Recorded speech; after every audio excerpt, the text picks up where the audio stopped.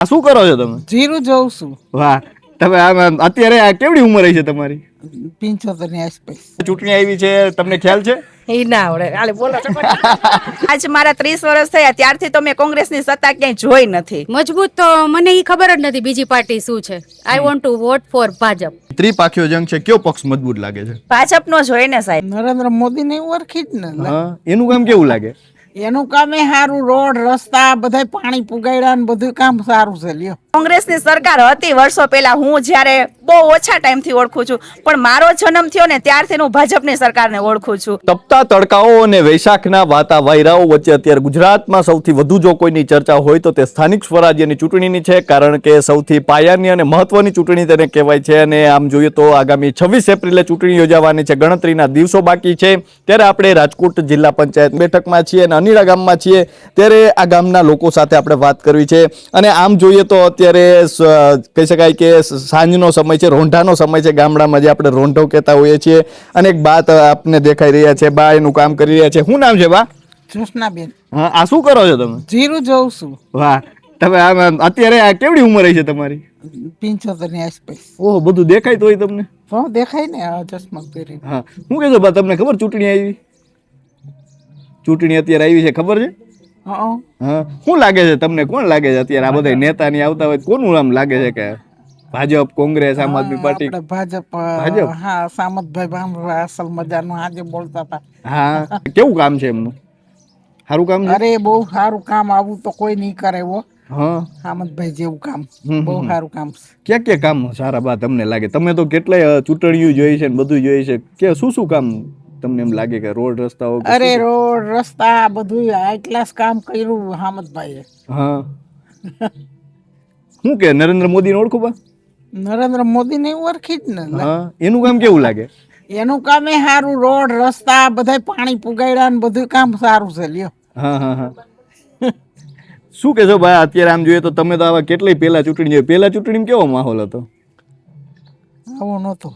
હા, ટાણા સારું તો પેલા કેવું હતું? લાઇટ ને એવું કઈ હતું? અત્યારે તો આમ જોઈએ તો બધી સુવિધાઓ ને બધું ટાણા સારું છે.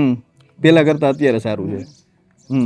તો જે રીતે બા વાત કરી રહ્યા છે ને, તેમને તો અનેક કહી શકાય કે એવા તડકા છાયા જોયા છે જીવનના. અનેક બહેનો પણ આપણી સાથે જોડાઈ ચૂક્યા છે. ખાસ કરીને બહેનો છે તે પણ આમ કહી શકીએ કે તે દરેક વસ્તુ સંભાળી શકે છે, ઘરથી માંડીને તમામ વસ્તુઓ સંભાળવાની તેમનામાં એક કહી શકાય તાકાત હોય છે. અને બહેનો પણ છે તે આપણી સાથે જોડાઈ ચૂક્યા છે. શું નામ છે બા તમારું? મારું નામ મંજુલાબેન છે. શું કહેશો બા, અત્યારે ચૂંટણી આવી છે, ખબર છે તમને? હા, ચૂંટણી આવી તો બધા નેતા ને બધા આવતા હોય છે ને? હા, બધાય આવે છે, નેતા બધાય. તમને કયો પક્ષ મજબૂત લાગે? ભાજપ, કોંગ્રેસ? ભાજપ. હા, શું કારણ છે એનું? એ હામદભાઈ થી અમારા ગામમાં સારું બધી સુવિધા થઈ ગઈ. હા હા હા. પેલા આવું હતું બા? અત્યારે આ બધી સુવિધા પેલા કાંઈ નહોતું. હા, એટલે હવે આ હામદભાઈ આવ્યા પછી ગામમાં સુધારો વધારા બધું સરસ થઈ ગયું. હા, એટલે ભાજપ જ ગમે તમને? ભાજપ જ ગમે છે. અત્યારે આમ ચૂંટણી આવી છે, સ્થાનિક સ્વરાજ્યની ચૂંટણી છે, ખૂબ મહત્વની ચૂંટણી કહેવાય, કારણ કે પાયાની ચૂંટણી હોય છે.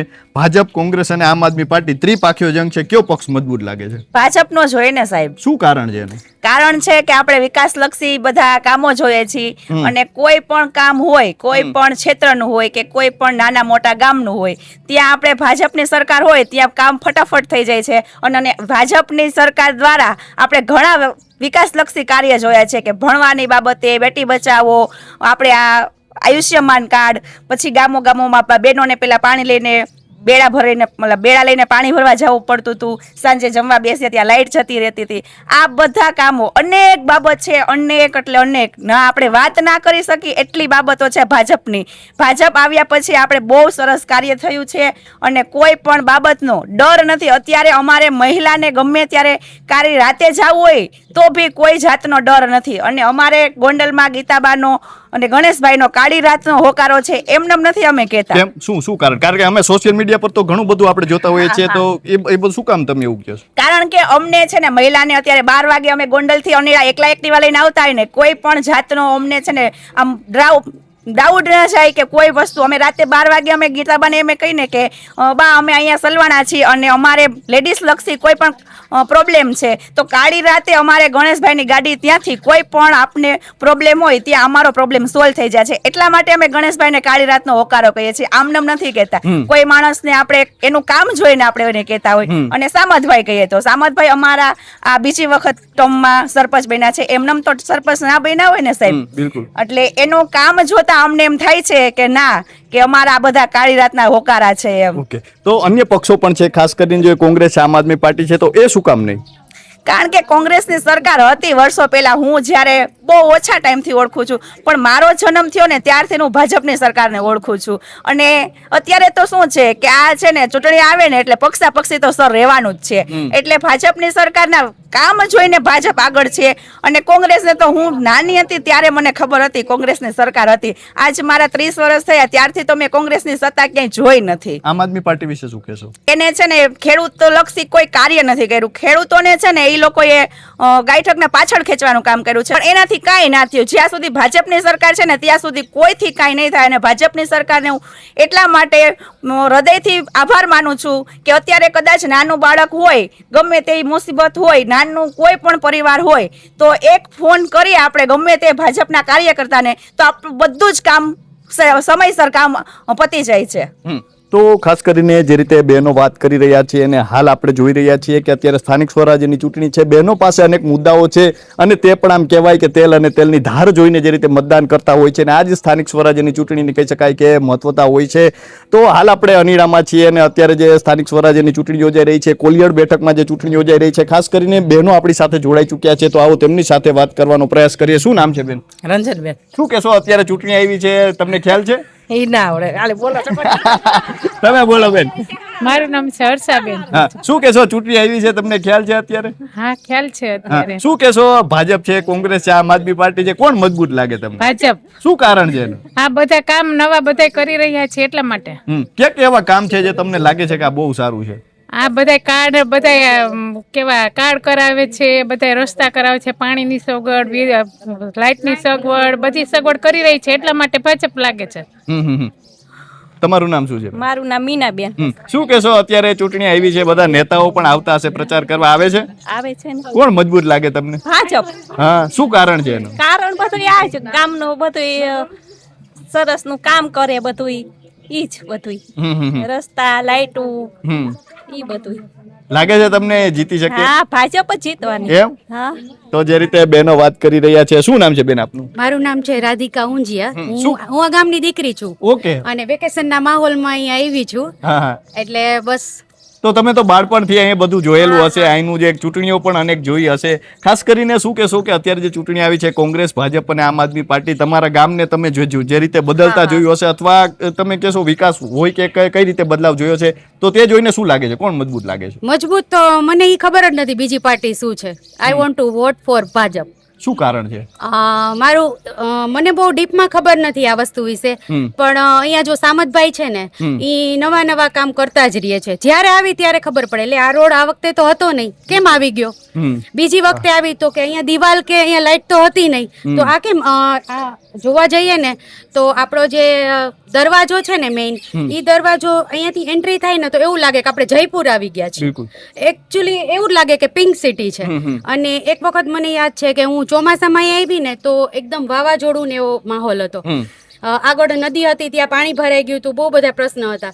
તો ત્યાં છે ને તાત્કાલિક સામતભાઈએ જાહેરાત કરી કે જે નબળો વર્ગ છે અથવા જેના મકાન પડે એવા છે એ લોકો સ્કૂલમાં શિફ્ટ થઈ જાય.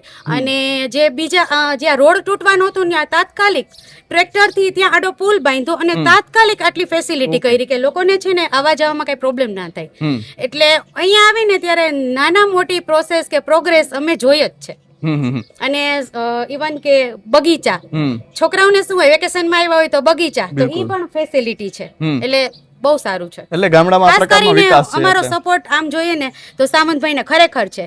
મારા મધર નું કહું, એકલા રહીએ છે પણ કઈ પ્રશ્ન હોય અથવા ગામની કોઈ બી લેડી એકલી હોય તો એ અન્ય બીજા છોકરાઓને, જેમ કે આ વિવેકભાઈ કે કોઈ છે તો એ ભેગા થયા હોય તો એમને કહી ને કે અહીંયા આ પ્રોબ્લેમ છે તો ઘરે આવીને સામંતભાઈ એમના પ્રશ્ન સોલ્વ કરે છે દરેકના, ઘરથી ઘર, ડોર ટુ ડોર જઈને.